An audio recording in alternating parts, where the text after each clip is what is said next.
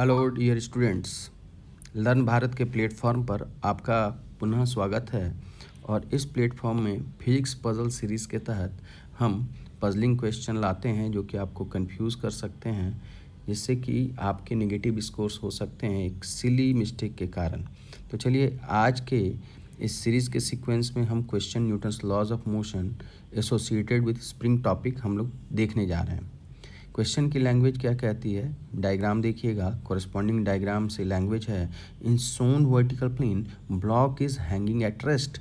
Block rest से hang कर रहा है in mechanical equilibrium between ideal helical identical springs have common vertical axis. ये देखिएगा, ये दो आइडियल स्प्रिंग हैं और ये कोएक्सियल हैं वर्टिकल लाइन के साथ, और ये इनके दोनों एंड, ऊपर वाले का एंड सीलिंग से फिक्स्ड है और नीचे वाले का एंड फ्लोर से फिक्स्ड है, और दूसरे एंड स्प्रिंग के ब्लॉक से अटैच्ड हैं, और ये मैकेनिकल इक्विलिब्रियम में रेस्ट पर है।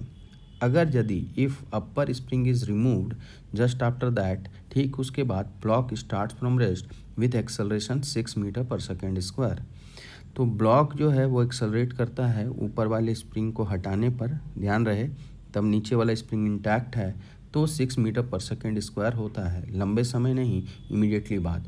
तो आपको बताना है कि अगर यदि नीचे वाला spring, if lower spring is removed, what is the acceleration just after that, अगर यदि assuming upper spring is intact.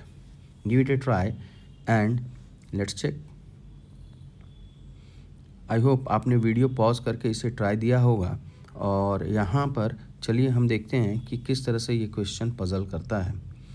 तो सबसे बड़ा कन्फ्यूज़न है कि ऊपर वाले स्प्रिंग को अगर यदि हम रिमूव करते हैं तो नीचे वाला स्प्रिंग पुल फोर्स बच्चे कंसीडर करके गड़बड़ कर सकते हैं, क्योंकि हमें दिया गया है कि ये ब्लॉक जो है, यहाँ पर आप ध्यान देंगे, ये इनकी डाउनवर्ड एक्सेलरेशन है।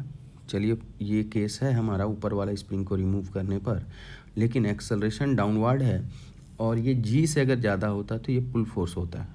एक कॉमन सेंस बच्चे लगा लेते हैं कि स्प्रिंग जिधर अटैच्ड है उधर ही पुल करता है, लेकिन यहाँ पर ध्यान देने वाली बात है कि इसकी एक्सेलरेशन क्या है, इसकी एक्सेलरेशन जी से कम है, 6 मीटर पर सेकेंड स्क्वायर, जैसा क्वेश्चन में दिया है। तो इसका मतलब ये है कि ये ब्लॉक जो है वो एक कंप्रेस्ड स्प्रिंग के द्वारा पुश किया जा रहा है, जो mg के अगेंस्ट में डाउनवर्ड अनबैलेंस फोर्स को कम कर रहा है। तो इसलिए पहले केस में हमारा अनबैलेंस फोर्स का इक्वेशन क्या बनना चाहिए, चलिए देखते हैं। तो downward force mg minus upward force k1y1, ये एक्सेलरेशन के डायरेक्शन का force minus opposite direction force is equal to m a1। ये मास इंटू एक्सेलरेशन हो गया। mg, m यहाँ पर 2 kg हमने लिया है, तो हम यहाँ पर क्या लिख सकते हैं बच्चों, ठीक है, तो वो देखिए 20 minus k1y1 is equal to m, यानी कि 2a1 यानी कि 6, तो k1y1 is equal to 20 minus 12। 20 minus 12 की वैल्यू कितनी हो जाएगी, तो ये हो जाएगा 8 न्यूटन। अब देखिए यहाँ पर नेक्स्ट ऊपर वाले स्प्रिंग का फोर्स कैसा है, तो ये देखिए, ये 2 kg ब्लॉक क्या mg अकेला k1y1 के द्वारा बैलेंस नहीं हो पा रहा है, तभी तो डाउनवर्ड एक्सेलरेशन है। तो mg को बैलेंस करने के लिए जब दोनों स्प्रिंग अटैच्ड हैं तो अपवर्ड स्प्रिंग पुल करेगा। मान लेते हैं इक्विलिब्रियम में ये k2y2 है। तो अगर यदि हम लोग यहाँ पर देखें, ठीक है, ये इक्विलिब्रियम कंडीशन है और k2y2 यहाँ पर हम देख सकते हैं एट इक्विलिब्रियम। जब हम मैकेनिकल इक्विलिब्रियम की बात करते हैं तो सिचुएशन यहाँ पर क्या है, k1y1 plus k2y2 is equal to mg। तो k1y1 यहाँ पर क्या है, ये हम लोगों ने पहले निकाल लिया था 8। अब k2y2 हमें नहीं पता है, ये निकालना ज़रूरी है क्वेश्चन के पार्ट के लिए। तो चलिए, mg तो 20 है, तो इससे k2y2 की वैल्यू कितनी हो गई, 12, आप देख सकते हैं। अब हम वापस से आते हैं वो केस जब आप देखिएगा हमारा नीचे का स्प्रिंग रिमूव्ड है और अपर स्प्रिंग इंटैक्ट रहता है, तो जस्ट रिमूवल के बाद इसकी फ्री बॉडी डायग्राम क्या होगी। तो अभी हमने कंक्लूड किया कि mg को बैलेंस करने के लिए K2Y2 यानी अपर स्प्रिंग का फोर्स पुल फोर्स है, अपवर्ड फोर्स है।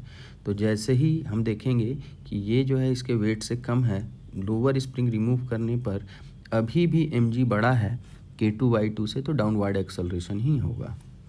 तो चलिए, हमारा जो क्वेश्चन है ये इसी के ऊपर है, जब नीचे वाले स्प्रिंग को रिमूव करते हैं जस्ट आफ्टर दैट, तो एक्सेलरेशन के डायरेक्शन का फोर्स हो गया mg minus opposite direction force हो गया K2Y2, it is equal to, ये हो गया अनबैलेंस फोर्स MA2। अब देख सकते हैं mg 20, K2Y2 अभी हमने निकाला। अब देखिए ये 12 निकाला, इसे यहाँ हम सब्स्टिट्यूट करेंगे, 20 minus 12 is equal to 2A2। तो तुम्हारे पास जो रिज़ल्ट आ रहा है वो कैसा रिज़ल्ट आ रहा है आप देख सकते हैं, 8 is equal to 2A2। It implies A2 is equal to 4 meter पर सेकेंड स्क्वायर। आई होप कुछ लोगों का आंसर ये ज़रूर आया होगा, और कुछ लोगों ने जिन्होंने मिस्टेक कमिट किया, सारे कॉन्सेप्ट आते हुए स्प्रिंग फोर्स का डायरेक्शन हमेशा पुल फोर्स नहीं होता, पुश भी हो सकता है। तो ये क्वेश्चन इस पज़ल के ऊपर बेस्ड था। आई होप आपने इस वीडियो को एंजॉय किया होगा। Thank you very much.